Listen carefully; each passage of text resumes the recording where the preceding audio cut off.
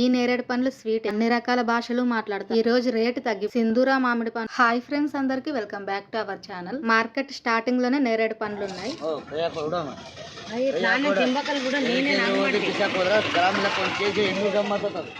కన్నడ, తెలుగు, మరాఠీ, హిందీ అన్ని రకాల భాషలు మాట్లాడతారు. మనం మాత్రం 2 రకాలే. హోల్సేల్ మార్కెట్ లో రేట్ ఎక్కువ ఉన్న సరుకు శాంపుల్ తీసుకోవడానికి వెళ్తే గనక ఇట్లే ఉంటదన్నమాట. అంటే నేరేడు పండ్ల సీజన్ కూడా స్టార్ట్ అయిపోయింది. ఇప్పుడు ఇంకా స్టార్టింగ్ కాబట్టి ఇంత రేట్ ఉన్నాయి కాబట్టి ముట్టినీరు. ఎందుకంటే కొనేవాళ్ళు కొనని వాళ్ళు అందరూ శాంపుల్స్ తీసుకుంటూ పోతే గనక అవి ఎక్కువ రేట్ ఉంటాయి కాబట్టి తూకాలు తక్కువ అయిపోతాయి బాక్సుల్లోన. ఇంకా కొద్ది రోజులు పోతే గనక రేట్ తగ్గుతుంది. ఇప్పుడు క్వాలిటీ కూడా అంత అయితే ఏం లేదనమాట, కొంచెం కాయ మీదనే వస్తున్నాయి. మన బిజినెస్ మాత్రం మామిడి పండ్ల బిజినెస్, కాకపోతే అది సీజన్ ఎండ్ అయ్యేటప్పుడు మాత్రమే ఐటమ్ మారుస్తాము.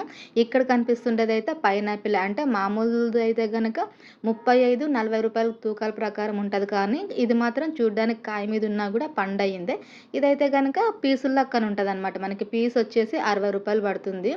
రేట్ ఎక్కువే అనమాట ఈ క్వాలిటీది అయితే. ఈ రోజు అయితే మార్కెట్ కి లేట్ గానే వచ్చినాము. కొన్నిసార్లు ఏంటంటే లేట్ గా వస్తే సరుకు అయిపోతుంది, ఇంకొన్నిసార్లు ఏంటి అంటే లేట్ గా వచ్చినప్పుడే రేట్ తగ్గిపోతుంది అనమాట. తెల్లవారుజామున అయితే కనుక ఖచ్చితంగా రేట్లు ఎక్కువ ఉంటాయి. ఇవైతే సింధూరా మామిడి పండ్లు చాలా స్వీట్ గా ఉంటాయి. ఫస్ట్ టైం మనం తీసుకొచ్చి లాస్ట్ చేసుకున్నామంటే కొంచెం కాయ మీద ఉన్నప్పుడు తీసుకొచ్చినాం ఆ రోజు. ఇవే అసలైన సింధూరా మామిడి పండ్లు అనమాట. మనకు కావాల్సింది అయితే గనక బేనిషా మామిడి పండ్లు. మనం ఎక్కువ మొత్తంలో తీసుకొచ్చేది ఇవే. ఎందుకు అంటే ఆ ఏరియాలో పోయే సరుకు అయితే ఇదే అనమాట ఎక్కువ పోయేది. వేరేది తీసుకొచ్చినా కూడా అంత ఫాస్ట్ మూమెంట్ అయితే ఉండదు. ఇదైతే తూకాల ప్రకారం కేజీ 36. మనం బార్గింగ్ చేస్తే కొంచెం తగ్గుతుంది, కానీ క్వాలిటీ అయితే అంత ఏం లేదు. పనస పండ్ల సీజన్ స్టార్ట్ అయిపోయి పాతబడినా కూడా ఈ సంవత్సరం అయితే ఇంకా పనస పండు ఒక్కటి కూడా కొనుక్కురాలేదు, తినలేదు నేనైతే. రేట్ అయితే మామూలుగానే ఉంది. 200 నుంచి స్టార్ట్ అవుతుంది, 400 దాకా కాయ సైజుని బట్టి మారుతుంది. మామిడి పండ్లతో పాటు మామిడి కాయలు కూడా ఎక్కువ మొత్తంలోనే స్టాక్ వచ్చేసినాయి ఈ రోజు. కొంతమంది ఏంటంటే గనక కాయ మీద ఉన్న సరుకు తీసుకొని మండీకి వేసుకుంటారు. ఇట్లా కాయ మీద ఉన్న సరుకు తీసుకుంటే గనక కొంచెం రేట్ తక్కువ పడుతుంది. బాక్స్ 600 ఉంది, కానీ మనం బార్గెన్ చేసి రేట్ కొంచెం తగ్గించుకోవచ్చు మనం తీసుకునే మొత్తాన్ని బట్టి. ఈ రోజు రేట్ అయితే తగ్గింది, కేజీ 35. ఇది ఇందాక చూసింది అయితే 36, 1 రూపాయి డిఫరెన్స్ దానికి దీనికి. కాకపోతే క్వాలిటీ అయితే అంత ఏం లేదు. దీంట్లో కూడా అన్ని కూడా చిన్న సైజు పండ్లే ఉన్నాయి. అందులోనూ పూర్తిగా పండు అయిపోయినాయి. ఇంక కస్టమర్లు ఏరి తీసి పెట్టేలోపు ఇంకా మెత్తగా అవుతాయి ఇట్లా పూర్తి పండు అయింది తీసుకుంటే. మొత్తం మీద ఈ రోజు అన్ని రకాల సరుకు ఎక్కువ మొత్తంలో స్టాక్ వచ్చేసింది. దానిమ్మ పండ్లు కూడా అంతే ఎక్కువ స్టాక్ ఉంది, కాకపోతే రేట్ అయితే మామూలుగానే ఉంది. ఇదైతే బాక్స్ 3000. అంటే మనం కొంచెం బార్గెన్ చేయాలి. అంటే ఏ ఐటమ్ అయినా కూడా అంతే, కొంచెం బార్గెన్ చేస్తే ఎక్కువ మొత్తంలో తీసుకున్నప్పుడు రేట్ తగ్గిపోతుంది. మనం ఒకే బాక్స్ తీసుకున్నప్పుడు ఏంటంటే ఖచ్చితంగా రేట్ తగ్గించరు. మల్లిక మామిడి పండ్లు ఈ రోజు కనిపించినాయి మార్కెట్లో. స్టాక్ చాలా తక్కువగా వస్తుంది, కాకపోతే కొంచెం మెత్తబడినాయి అనమాట పండ్లు, అందుకే దాని జోలికి అయితే పోలేదు. ఆ బిజినెస్ కూడా మంచిగా అవుతుంది. ఇంతకు ముందు అంటే పోయిన సంవత్సరం చేసినాము, ఈ సంవత్సరం ఇంకా తీసుకోలేదు మనం ఆ సరుకు అయితే. అన్ని రకాలు వచ్చేస్తున్నాయి. ఇక్కడ ఉండేటివైతే కనుక బెంగళూరు కాయ షేపుల్లో ఉన్నాయి, కానీ దీని పేరేంటో అడగలేదు, నాకు కూడా అర్థం కాలే. మరీ చిన్నగా ఉన్నాయి. ఇవైతే కేజీ 25 రూపాయలే, కానీ క్వాలిటీ ఏం బాగాలేవు. చిన్న సైజు కాయలు మెత్తగా అయిపోయినాయి. కేజీ 25 ఉంది. ఈ జామకాయలు అయితే అసలు క్వాలిటీ ఏం బాగాలేవు, కానీ బాక్స్ 700. సరుకు తక్కువ ఉంటే ఇట్లే డిమాండ్ ఉంటుంది అనమాట. ఈరోజు జామకాయలు తక్కువగానే ఉన్నాయి. ఈ సపోటాలు కూడా రేట్ పెరిగిపోయినాయి. కేజీ 30 రూపాయల నుంచి స్టార్ట్ అవుతుంది క్వాలిటీ సైజుని బట్టి. కానీ ఈ సపోటాలు మన బిజినెస్ లో అచ్చరావు. స్టార్టింగ్ లో అయితే కనుక 3 రోజులు అమ్ముకోవాల్సి వచ్చింది. స్టార్టింగ్ లో చూసిన నేరేడు పండ్లకి దీనికి చాలా తేడా ఉంది కదా. ఇట్లా పూర్తిగా నల్ల కలర్ లో ఉండేవి ఏంటంటే స్వీట్ గా ఉంటాయి అనమాట. అట్లా రెడ్ బ్రౌన్ కలర్ మిక్స్ ఉండేవి ఏంటంటే కొంచెం కాయ మీద ఉంటాయి, పులుపు ఒగురు వస్తాయి. 120 ఖరీదే ఉంది. రేట్ ఎక్కువే, ఎందుకంటే స్టార్టింగ్ కదా, ఇప్పుడు అంత ఎక్కువ మొత్తంలో సరుకు అయితే రాదు, స్టాక్ తక్కువగానే వస్తుంటుంది కాబట్టి రేట్ ఎక్కువ. ఇంకా కొద్ది రోజులు పోతే గనుక రేట్ తగ్గుతాయి. సేల్ కాకుండా మిగిలిపోయిన పనసకాయల సరుకు, వీటిని చూస్తుంటే నాకు ఏవేవో గుర్తొస్తున్నాయి. ఫోన్లేండి, ఇంకా మాటలు ఎందుకు మాట్లాడడం. మార్కెట్ మొత్తం చుట్టేసుకొని లాస్ట్ అంగడికి వచ్చేస్తున్నాం. ఇవైతే కనుక ఫస్ట్ క్వాలిటీ. రేట్ అయితే మామూలుగానే ఉంది, 170 రూపాయలు అనమాట. అంటే అది క్వాలిటీని బట్టి, ఫస్ట్ క్వాలిటీ కాబట్టి ఈ రేట్ ఉంది. మనకు తక్కువలో కావాలనుకుంటే తక్కువ క్వాలిటీ దొరుకుతుంది.